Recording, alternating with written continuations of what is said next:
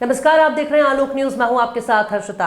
छत्तीसगढ़ न्याय यात्रा से जुड़ी एक बड़ी खबर। छत्तीसगढ़ प्रदेश कांग्रेस कमेटी के अध्यक्ष दीपक बैज की न्याय यात्रा का आज दूसरा दिन है, जो कसडोल लवन कुम्हारी सलोनी से होकर रोहासी तक लगभग 20 किलोमीटर की रहेगी। 5 दिनों में लगभग 125 किलोमीटर तय की जाएगी।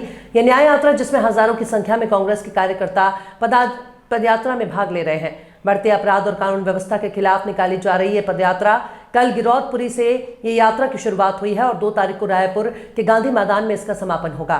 हमारे साथ बातचीत करने के लिए इस वक्त मौजूद हैं छत्तीसगढ़ प्रदेश कांग्रेस कमेटी के अध्यक्ष दीपक बैज, जिनसे बात की हमारे चैनल हेड आलोक मिश्रा ने। आइए सुनते हैं क्या कहा प्रदेश अध्यक्ष ने। कांग्रेस के प्रदेश अध्यक्ष दीपक बैज जी के द्वारा न्याय यात्रा का शुभारंभ किया गया है।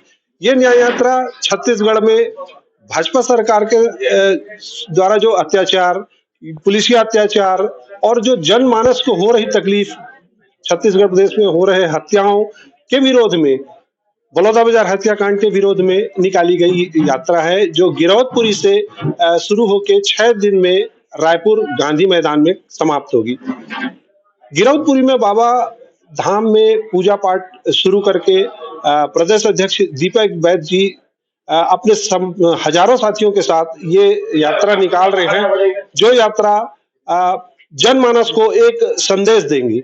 हमारे साथ इस वक्त प्रदेश अध्यक्ष दीपक बैज जी हैं, हम उनसे ही जानेंगे। भैया, आलोक न्यूज में स्वागत है आपका। बहुत बहुत धन्यवाद आलोक न्यूज को। भैया, ये स्वागत, ये जो न्याय यात्रा जो निकाल रहे हैं, न्याय यात्रा का प्रमुख उद्देश्य क्या है भैया?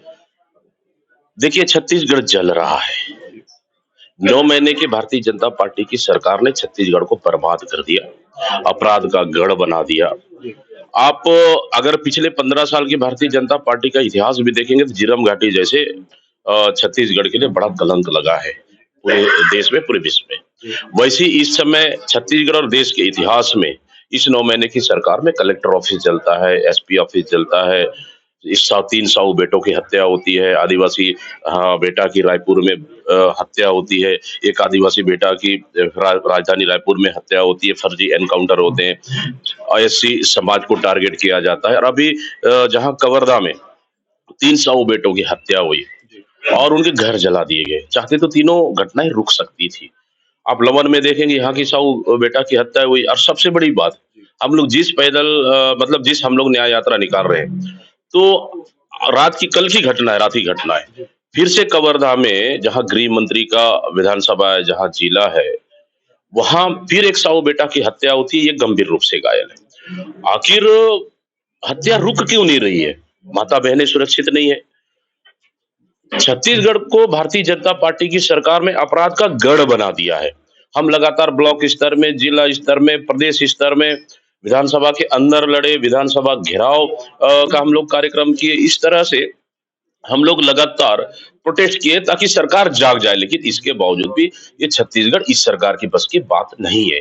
इसलिए छत्तीसगढ़ प्रदेश कांग्रेस कमेटी ने निर्णय लिया कि अब कानून व्यवस्था इस सरकार से हाथ से निकल चुकी है। इसलिए हम लोगों ने उन पीड़ित परिवारों के लिए और आने वाला समय में छत्तीसगढ़ को हमको बचाना है। इसलिए हम लोग छत्तीसगढ़ न्याय यात्रा की शुरुआत गिरौदपुरी से हम लोगों ने की है। बाबा गुरु घासीदास की चरण स्पर्श कर, उनके मार्गदर्शन, आशीर्वाद लेके हम लोग छत्तीसगढ़ प्रदेश की सुख शांति, समृद्धि, सुरक्षा, विश्वास, भरोसा, एकता, भाईचारा को लेकर हम लोग निकले हैं। कल पहला दिन हो गया, आज दूसरा दिन है, जहां लगातार हम लोग की आज भी 20-22 किलोमीटर हम लोग चलेंगे। तो ये न्याय यात्रा का मकसद है ताकि इस सरकार से छत्तीसगढ़ की जनता का भरोसा उठ चुका है।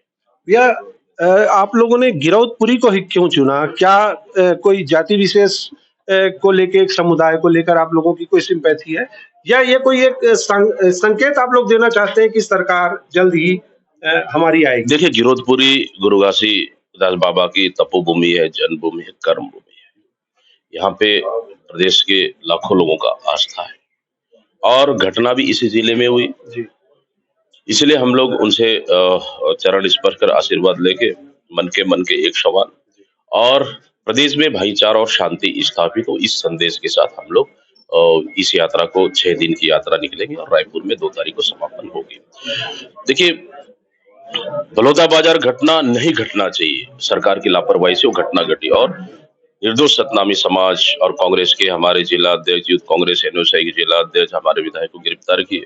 उसी तरह से कवर्धा में निर्दोष लोगों को गिरफ्तार किए और पुलिस की मार से, पिटाई से उनकी मौत होती है, फिर उनके ऊपर हत्या का केस क्यों दर्ज नहीं होता है? मैं सरकार से पूछना चाहता हूँ।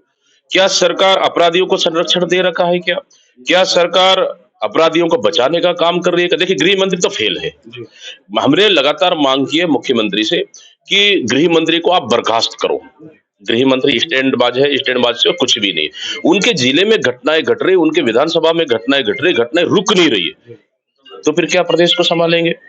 इसलिए हम प्रदेश की जनता के पास हमारी न्याय की हक, हमारी लड़ाई, हम जनता की अदालत में हम सीधे जा रहे हैं और कहीं न कहीं आज छत्तीसगढ़ न्याय यात्रा का दूसरा दिन है।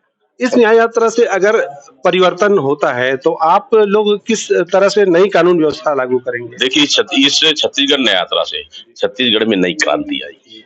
नई क्रांति आएगी, लोगों में ताकत आएगा, लोगों में ऊर्जा आएगा और जिस मंशा के साथ ये सरकार बनी, उस सरकार के खिलाफ में लोगों का जन आक्रोश है, लोगों का आक्रोश है, गुस्सा है। ये स्पष्ट दिख रहा है कि हम लोगों ने छत्तीसगढ़ जब अल्प समय में हम लोगों ने बंद कराया, सिर्फ 2 दिन के अंदर में पूरे छत्तीसगढ़ हमको साथ दिया।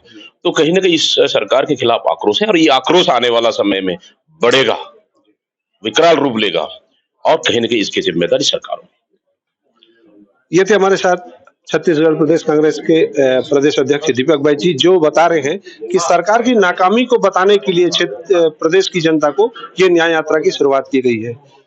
आलोक मिश्रा, आलोक न्यूज के लिए।